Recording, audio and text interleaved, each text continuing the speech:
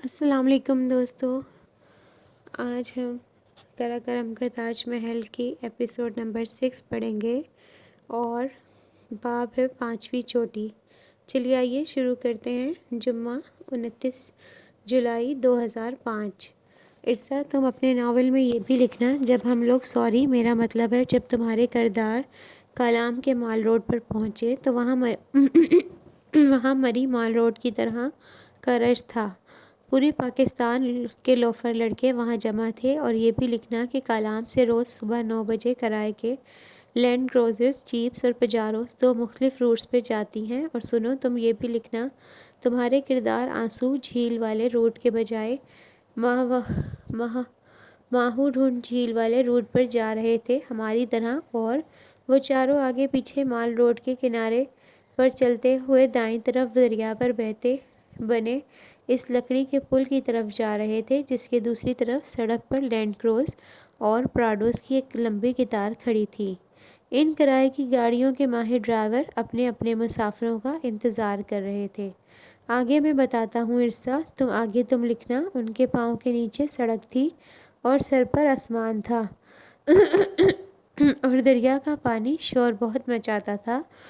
وہ ارسا کو جس طرح کے مشورے دے رہی تھی اس انداز کی نقل کرتے ہوئے وہ بولا تو پریشے نے برا سا منہ بنایا۔ زیادہ بولنے کی ضرورت نہیں ہے تمہیں، میں اسے مشورہ دے رہی تھی۔ ہاں تو میں بھی مشورہ ہی دے رہا ہوں، وہ اسے چڑھا رہا تھا۔ وہ خفگی سے سر جھٹک کر رفتار تیز کر کے آگے نکل گئی۔ سنو ارسا، ایک خبر سناؤں؟ پیچھے آتے افق نے داستہ بلند آواز میں محض اسے سنانے کی غرض سے کہا۔ پریشے نے چلتے ہوئے دونوں ہاتھ کانوں پر رکھ لیے۔ ارسا، توماس ہومر پاکستان میں ہے۔ کانوں پر ہاتھ رکھنے کے باوجود اسے سنائی تو دیا۔ خبر ہی ایسی تھی کہ وہ جھٹکے سے مڑی اور پوری آنکھیں کھول کر اسے دیکھا۔ واقعی؟ کدھر؟ کالام میں ہے؟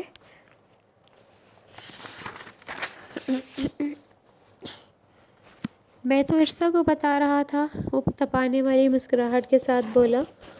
ہاں تو اسے ہی بتاؤ میں کون سا سن رہی ہوں؟ اس نے شانیں جھٹکی اور آگے ہو لی۔ ویسے ارسا، وہ نانگا پربت جا رہا ہے، میں نہیں سن رہی۔ پریشے نے کانوں پر ہاتھ رکھ کر اتنی بلند آواز میں کہا کہ قریب سے گزرتے 2 لڑکے رک کر اسے دیکھنے لگے۔ تم لوگ کیا سڑک کے بیچ میں کھڑے ہو کر ٹین ایجرز والی حرکتیں کر رہے ہو؟ تیز چلو۔ نشا نے گھرکا تو اسے احساس ہوا، اور پھر پل پار کرنے تک وہ سارا راستہ خاموش رہی۔ وہ اس گرے اور سلور پیراڈو پر ماہو ڈھونڈ کے روڈ پر جا رہے تھے۔ زیادہ تر گاڑیاں ماہو ڈھونڈ ہی جا رہی تھیں۔ آنسو جھیل کی طرف سیاح بہت کم جاتے تھے۔ کرائے کی ان گاڑیوں کے ڈرائیور پرخطر راستوں پر ڈرائیونگ میں مہارت رکھتے تھے۔ لاہور کراچی میں گاڑی چلانے والا عام ڈرائیور کالام سے آگے کے ان راستوں پر گاڑی نہیں چلا سکتا تھا۔ وہ پراڈو کے ساتھ کھڑی ہو گئی۔ ڈرائیور اسے پہچان گیا۔ کل شام کالام پہنچنے کے بعد یہ پریشے ہی تو تھی جس نے ظفر کے ساتھ اس ڈرائیور سے آج کی سواری کا سودا طے کیا تھا۔ ظفر 1200 دینا چاہتا تھا جبکہ ڈرائیور 1500 مانگ رہا تھا۔ پریشے کو 300 روپے کے لیے اتنی تکرار اچھی نہیں لگی، سو اس نے معاملہ خود ہی طے کرا دیا تھا۔ وہ پراڈو کے ساتھ کھڑی پل کی جانب دیکھنے لگی جہاں وہ تینوں آگے پیچھے چلتے آ رہے تھے۔ افق سب سے آگے تھا، سیاہ جینس، میرون شرٹ، سفید ٹورس جیکٹ، گردن میں سرخ مفلر، سر پر پی کیپ، پاؤں میں جوگرز اور کندھے پر بیک پیک اٹھائے چنگم چباتا وہ اس کی جانب آ رہا تھا۔ رنگوں کے اس امتزاج میں پریشے کو حیرت ہوئی کیونکہ اس نے خود بھی سیاہ ٹراؤزر کے اوپر میرون کشمیری کڑھائی والی شال، کرتا اور بڑا سا دوپٹہ لے رکھا تھا۔ بالوں کو اس نے کیچر میں باندھ رکھا تھا اور پاؤں میں گلابی اور سفید جوگرز تھے۔ افق پراڈو کی اگلی جبکہ وہ تینوں پچھلی سیٹ پر بیٹھی تھی۔ وہ ڈرائیونگ سیٹ سے بالکل پیچھے بیٹھی تاکہ اسے افق کا چہرہ ٹھیک سے دکھائی دے۔ اسے خود پر بھی حیرت ہوئی کہ جب وہ مری میں ملے تھے تو اس سے بات تک نہیں کر رہی تھی اور اب وہ کتنے اچھے دوست بن چکے تھے۔ اس سفر میں اسے 5 دن بھی نہیں ہوئے تھے اور یوں لگتا تھا جیسے صدیاں بیت گئی ہوں۔ پراڈو پرخطر راستوں پر دوڑنے لگی تو وہ کھڑکی سے دائیں طرف بہتے نیلے دریا کو دیکھنے کے بجائے افق سے پوچھنے لگی، تمہیں کیسے پتا کہ توماس پاکستان آیا ہوا ہے۔ میں اس کا میڈیا ایڈوائزر ہوں۔ ایڈوائزر تو نہیں، ظاہر ہے اخبار میں ہی پڑھا ہے۔ تم اس سے کبھی ملے ہو؟ اسے جاننے کا بہت اشتیاق تھا۔ پریشے جہاں زیب، یہ کلائمبنگ ورلڈ بہت چھوٹی اور گول ہوتی ہے، یہاں درجنوں بار آپ ایک دوسرے سے ٹکراتے ہیں۔ میں تو ماس سے پچھلی بار ناگا پربت پر بھی ٹکرایا تھا۔ وہ آ رہا تھا اور میں جا رہا تھا۔ کیسا ہے دیکھنے میں؟ اتنا ہی گڈ لکنگ جتنا تصویروں میں نظر آتا ہے۔ اب میں اس سے جیلس ہو رہا ہوں، اس لیے پلیز اس موضوع کو بند کر دو۔ وہ مسکین سی صورت بنائے ہاتھ جوڑ کر بولا تو وہ بڑبڑاتی ہوئی کھڑکی سے باہر دیکھنے لگی۔ ویسے پری، اس نے محض چھیڑنے کی غرض سے اسے پکارا، تمہاری گورنمنٹ ان علاقوں میں گیس کیوں نہیں لاتی؟ یہ لوگ دیار کی قیمتی لکڑی کو ایندھن کے طور پر استعمال کرتے ہیں۔ گورنمنٹ وردی اتار دے، یہ بہت ہے، گیس بھی آتی رہے گی۔ نوشا گورنمنٹ کے ذکر پر بدمزہ ہو گئی تھی۔ وہ ہنس پڑا۔ پریشے خاموش رہی کیونکہ غیر ملکیوں کے سامنے وہ اپنے ملک کی کسی خامی کے بارے میں بات نہیں کرنا چاہتی تھی۔ اس نے دل ہی دل میں دعا کی کہ افق اس موضوع کو چھوڑ دے۔ چور نظروں سے اس نے عرصہ کو بھی دیکھا۔ عرصہ نے بات سنی ہی نہیں تھی۔ وہ مسلسل کھڑکی سے باہر دیکھتے ہوئے کچھ تلاش کر رہی تھی۔ کیا ہوا عرصہ؟ وہ ابھی آتا ہے تو دکھاتی ہوں۔ پچھلے سال تو ادھر ہی تھا، پتہ نہیں کدھر گیا۔ دور دور تک پہاڑی سلسلے کو متلاشی نگاہوں سے دیکھ رہی تھی، مگر تھا کیا؟ پہاڑ تھا، پتہ نہیں کدھر گم ہو گیا۔ وہ فکر مند تھی۔ لیں ان کی سنیں، پہاڑ کبھی گم ہوئے ہیں عرصہ میڈم؟ افق خوب ہنسا۔ عرصہ نے سنا ہی نہیں۔ مجھے لگتا ہے اس ڈرائیور کی گاڑی کے مالک سے کوئی دشمنی ہے، تبھی اتنے کنارے پر ڈرائیو کر رہا ہے۔ ابھی پہیا ادھر اور ابھی ہم گئے نیچے، نشا نے پریشے سے انگریزی میں کہا۔ اس نے کھٹ وہی بات ڈرائیور سے کہہ دی۔ باجی، یہ ہمارا روز کا روٹ ہے، آپ نہیں گرو گے، اللہ خیر کرے گا۔ وہ جھنیپ کر بولا۔ آپ ایسے کہہ رہا ہے جیسے ہم اکیلے گریں گے، خود بھی تو ساتھ ہی گرے گا نا؟ وہ زیر لب بڑبڑائی۔ اسے اتنے پرخطر راستے سے خوف آ رہا تھا۔ افق تصویریں بنا رہا تھا۔ عرصہ ابھی تک پریشانی سے کچھ ڈھونڈ رہی تھی۔ پریشے نے گھڑی دیکھتے ہوئے پوچھا، کتنا فاصلہ رہ گیا ہے؟ گھنٹے تک اشو ویلی پہنچ جائیں گے، جواب افق نے دیا تھا۔ وہ آج بہت بول رہا تھا اور خاصے حشاش بشاش موڈ میں تھا۔ پہلے اشو ویلی رکیں گے، پھر گلیشیئر، پھر آبشار اور آخر میں جھیل، جہاں ہم آج رات گھاس پر گزاریں گے۔ پری، تم اس ملک میں رہتی ہو اور تم نے ابھی تک یہ جگہیں… وہ آ گیا، وہ دیکھو بالکل سامنے، ایک دم عرصہ خوشی سے چلائی۔ وہ سامنے، وہ ہے دیکھو، شاہ گواری۔ شاہ گواری ادھر کلام میں؟ پریشے نے اس کی نگاہوں کے تعاقب میں دیکھا،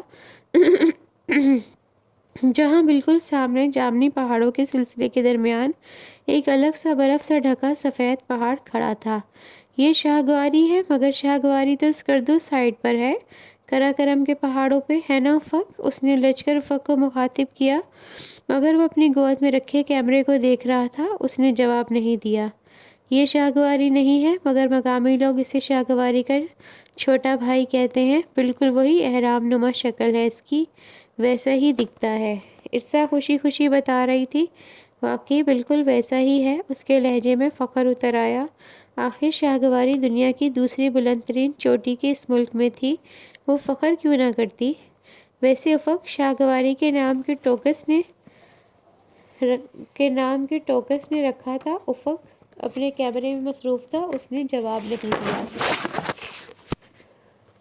افق، پریشے نے پھر پکارا۔ پتہ نہیں، مجھے یہ سیٹ کرنے دو نا۔ وہ کیمرے پہ جھکا، بیزار سی آواز میں بولا۔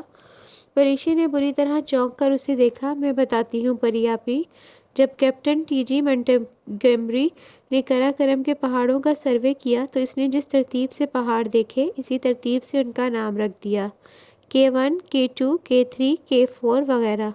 کے سے کیا مراد ہے؟ نشا نے پوچھا۔ K is for قراقرم، وہ مزے سے بولی، ہے نا آپی؟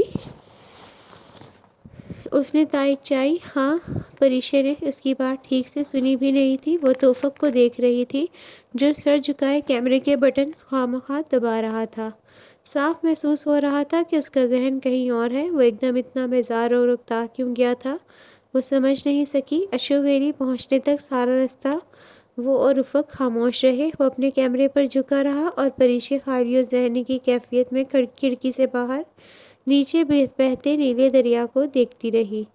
کبھی کبھی اس کا دل چاہتا کہ افق سے کچھ کہے اور اپنے اور اس کے نامعلوم انکہے تعلق کی وضاحت کرے، اسے بتائے کہ وہ اس کے لیے کیا سوچتا ہے۔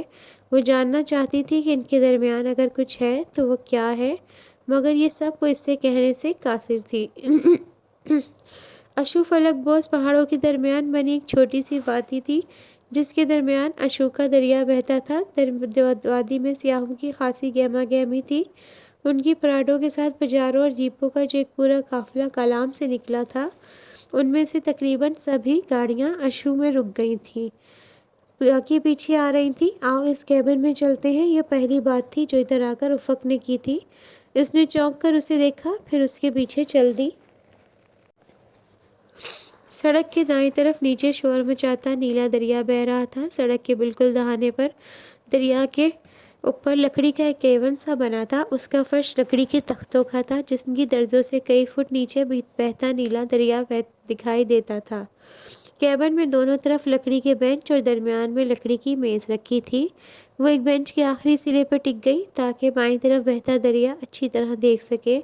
نشا اور ارسا وہاں نہیں آئی تھی، وہ کولڈ ڈرنک لینے چلی گئی تھی۔ افق لکڑی کی ریلنگ کو تھامے جھک کر نیچے بہتے دریا کو دیکھ رہا تھا۔ سنو، اس نے افق کو پکارا، مگر دیو کامر سرمئی پتھروں سے ٹکراتے نیلے پانی کا شور اتنا بلند تھا کہ وہ سن نہ سکا۔ وہ اٹھ کر اس کے قریب آئی۔ سنو، تمہارا موڈ کیوں خراب ہوا تھا؟ لکڑی کی ریلنگ سے پشت سے ٹیک لگا کر ایسے کھڑی ہوئی کہ دریا پشت پر اور افق سامنے تھا۔ وہ چونک کر سیدھا ہوا۔ میرا موڈ نہیں تو کبھی کبھی تم اتنے اجنبی بن جاتے ہو کہ وہ رک گئی اور گردن پھیر کر پیچھے بہتے دریا کو دیکھنے لگی کہ وہ بغور اسے دیکھ رہا تھا کہ مجھے خوف آنے لگتا ہے۔ نیچے بہتے نیلے پانی اور اس کے سفید جھاگ پر نظریں جمائے وہ سرگوشی میں بولا، اچھا؟ وہ ہولے سے ہنس دیا۔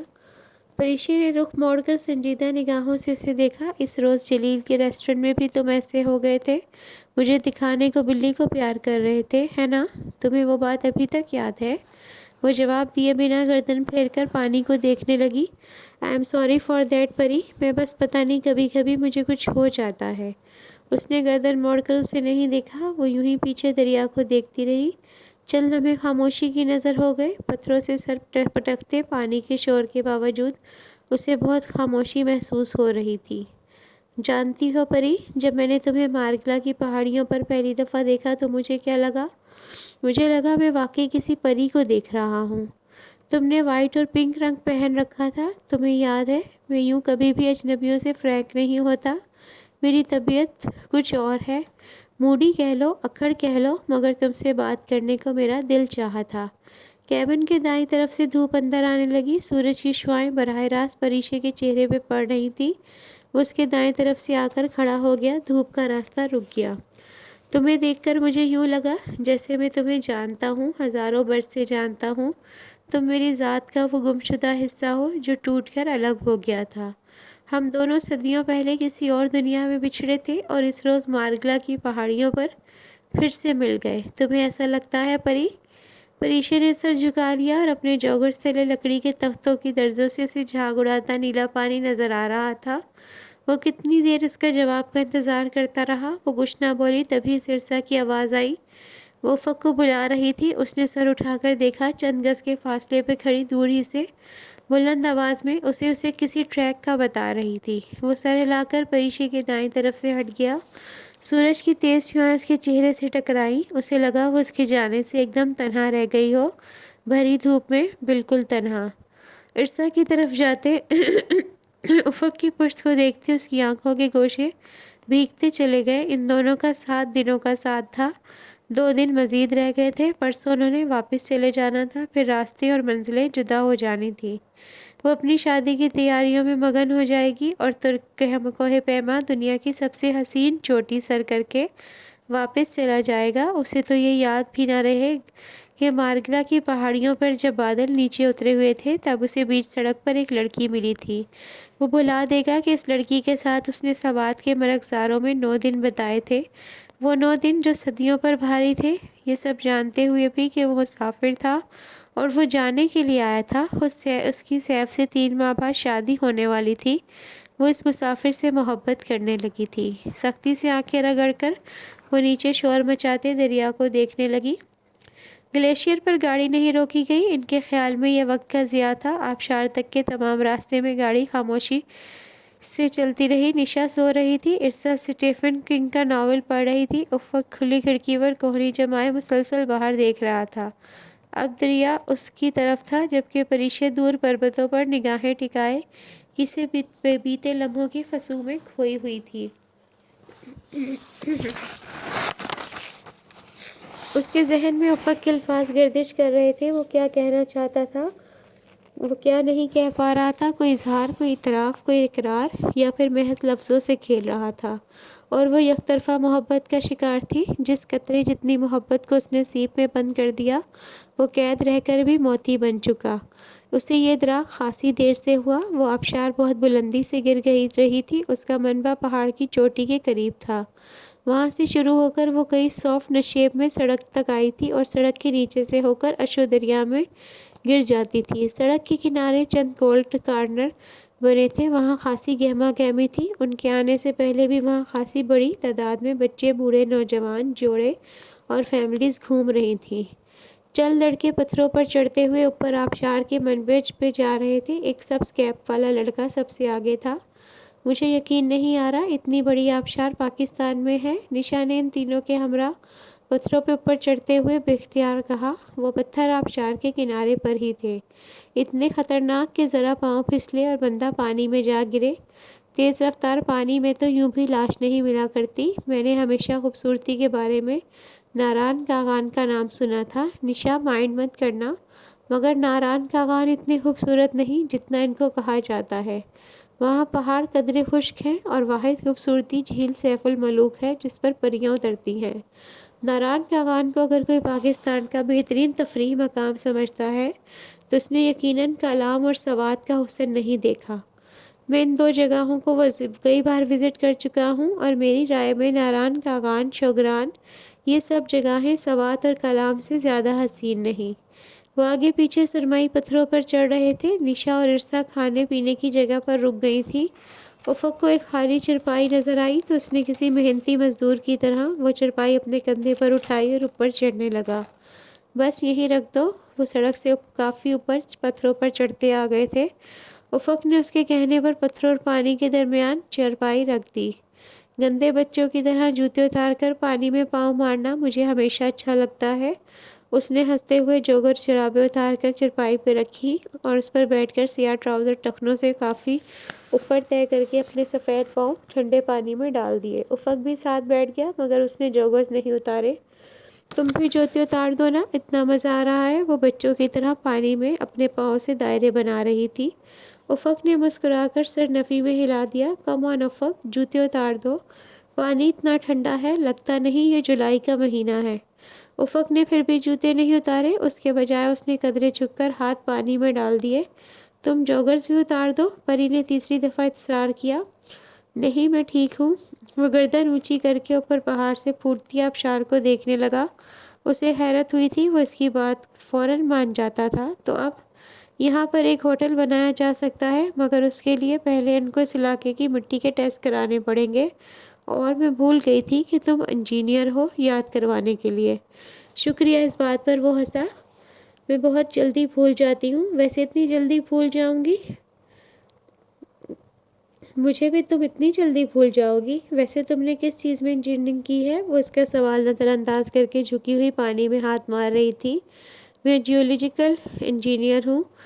او، پھر ہم پاکستانیوں کے تو کسی کام کے نہیں۔ گرتے پانی سے چھینٹے اڑ رہے تھے اور وہ چہرے پر آئے پانی کے چھینٹے صاف کرتے سیدھی ہو کر شرارت سے مسکرائی۔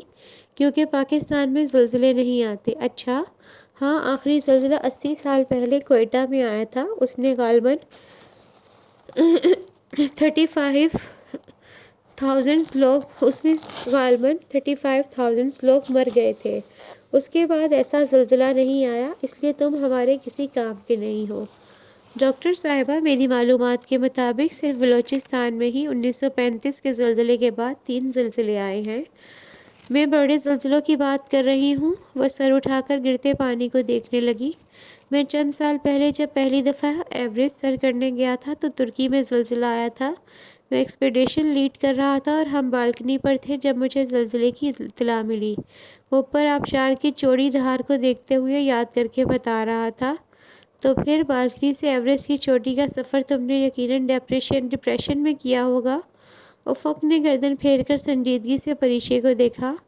میں زلزلے کے متعلق سنتے ہی بالکنی سے واپس پلٹ گیا۔ کیا؟ اس نے تحیر سے آنکھیں پھاڑ کر اسے دیکھا۔ ڈونٹ ٹیل می، تم بالکنی سے واپس پلٹ گئے؟ ادھر سے ایوریسٹ کی چوٹی کا فاصلہ ہی کتنا تھا بھلا؟ میں چوٹی سے ایک قدم بھی دور ہوتا تو زلزلے کا سن کر واپس چلا جاتا۔ میں ایوریسٹ کی فتح کس لیے کر رہا تھا؟ اپنے ملک کے لیے نا۔ تو میرے ہاتھ میں میرے ملک کا جو سرخ جھنڈا تھا، وہ جھنڈا مجھے کہہ رہا تھا تمہارے ایوریسٹ سر کر لینے سے ترکی کے لوگوں کو فرق نہیں پڑے گا۔ ہاں، اگر تم واپس پلٹ جاؤ تو شاید بہت سے بے یار و مددگار لوگوں کی کچھ مدد کر سکو۔ پھر میں واپس آ گیا اس بے حد کامیاب انٹرنیشنل ایکسپیڈیشن کو چھوڑ کر، جس میں 20 کوہ پیما شامل تھے۔ 60 تو صرف مقامی شرپا تھے، مگر میں ترکی آ گیا۔ وہاں بری حالت تھی، ہر طرف ملبہ، لاشیں بکھری تھیں۔ اس کے بعد مجھے زلزلوں سے بہت خوف آتا ہے۔ وہ تحیر سے اسے دیکھ رہی تھی۔ کیا کوئی انسان اتنا نرم دل بھی ہو سکتا ہے کہ بالکنی سے ایوریسٹ سمٹ کیے بغیر پلٹ جائے؟ کیا کوئی کوہ پیما بالکنی سے واپس آ سکتا ہے بغیر کسی جسمانی اور موسمی تغیر کے؟ کیا تم ایوریسٹ نہیں سر کر سکے؟ کر لیا تھا 2021 میں۔ اوہ پلیز، زیادہ ایکسائٹڈ ہونے کی ضرورت نہیں۔ میرے علاوہ تقریباً 1700 اور لوگ بھی کر چکے ہیں۔ یہ کوئی اتنی بڑی بات نہیں۔ تم میں بہت عاجزی ہے۔ ان پہاڑوں پر اتنی مار پڑی ہے کہ سارے کسبل نکل گئے ہیں۔ تمہیں دنیا کا کوئی اچھا کوہ پیما مغرور نہیں ملے گا یہاں، کیونکہ ہم کلائمبر سے زیادہ کون جان سکتا ہے کہ ہم انسان مدر نیچر کی ایک حقیر سی مخلوق ہے۔ میں اتنی بلندیاں دیکھ چکا ہوں کہ اپنا آپ کچھ لگتا ہی نہیں۔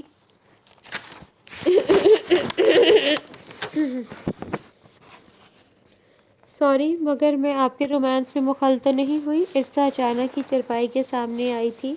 پریشے نے ہڑبڑا کر اسے دیکھا۔ ہاں ہاں، بالکل مخل ہوئی ہو۔ افق نے بات کاٹے جانے پر اسے برا سا منہ بنا کر دیکھا۔ نہیں عرصہ، ایسی کوئی بات نہیں، وہ گھبرا کر وضاحت دینے والے انداز میں کہنا چاہ رہی تھی، مگر عرصہ نے تو جیسے سنا ہی نہیں۔